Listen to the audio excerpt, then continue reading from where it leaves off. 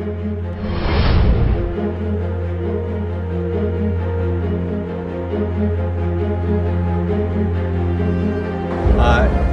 from E3, I'm Mike Okuda. I'm Denise Okuda. Welcome to Gameforge. Welcome to Star Trek Infinite Space.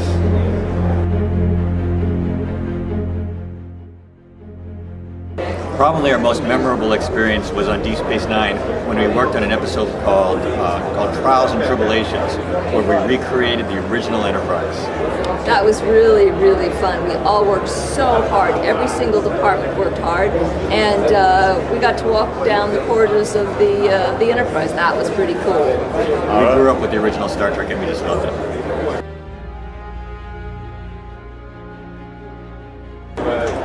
Each version of Star Trek is a little bit different just because it's a different medium.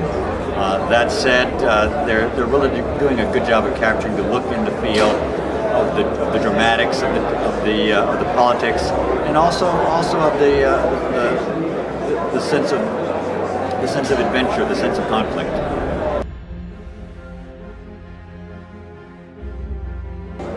I think one of the things that contributes to the feeling of Star Trek is a sense of community. It's always been about a collection of friends that become a family, and you work together to accomplish a mission, or perhaps just to get together and chat. But I think that's very much keeping with the feeling of Star Trek.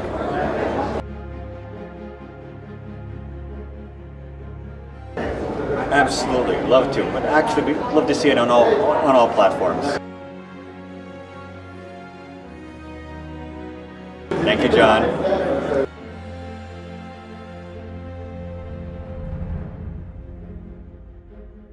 Well, the LCARS interface, which I designed originally for Star Trek: The Next Generation, was really just trying to make something that looked like I was taking extremely complicated tasks and organizing them in a way that was very clear, in a way of taking a great deal of information and making it very obvious which things were important, which things were not, how things are organized.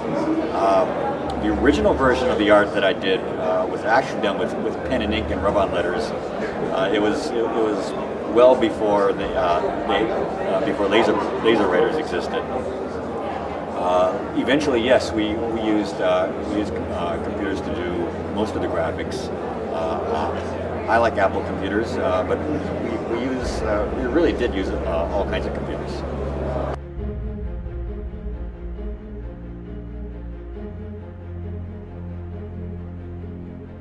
Well, technical consultation is always a matter of give and take, because each kind of storytelling, be it a television show or a movie or a game, is always told within constraints. So the game developers always have things. Here's what they need to do, and here's what we think it should be. And with good people, you always go back and forth, and you come up with something that hopefully works for everyone. That's always the way with collaboration, and one thing that we've really enjoyed is that we start with the basics, and then we are able to explore and move from there. So that's been a lot of fun.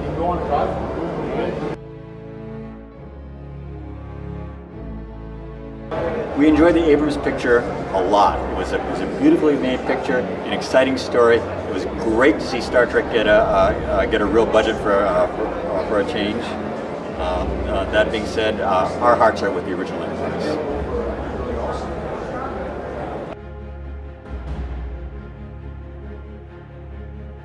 As long as Mike's with me, I'd live in the Star Trek future. Going boldly where none have gone before? Of course.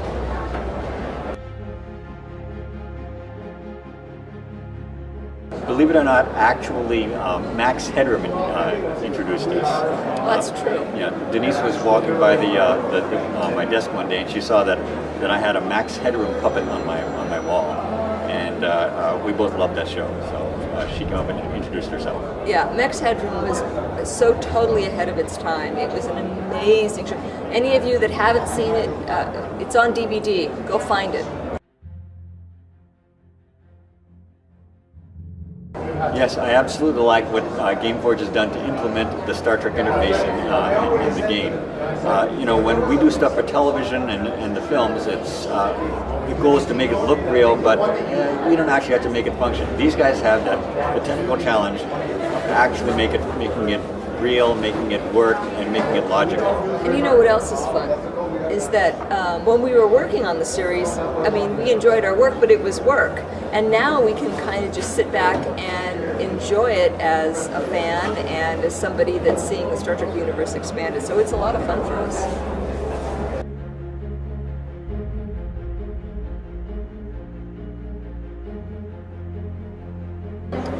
Oh, I want a transporter. I mean, I want to go have breakfast in Yosemite National Park.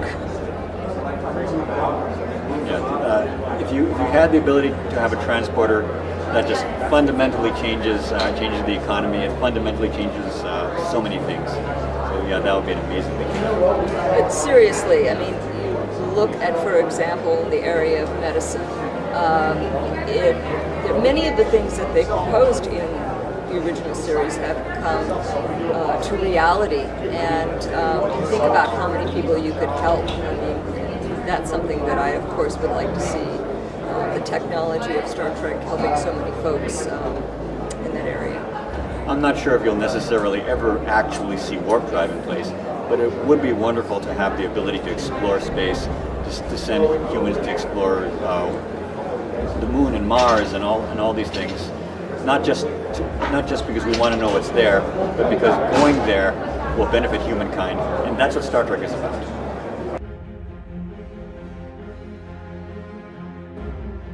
We love it. The people from Game Forge have all been very detail oriented. They respect the material. They want to get it right. The work is excellent, and they're fun people. What's there not to like? And very friendly. I mean, that's another thing that you talk about Star Trek. I mean, that's part of it, is that we're all one people, and so it's great. We love it.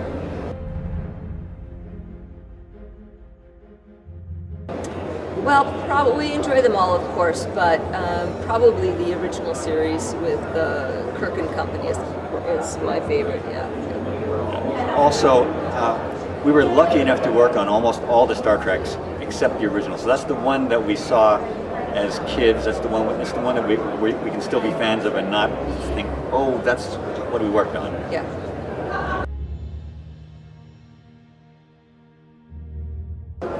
Right now, or in the past? Oh, there's so many. The West Wing.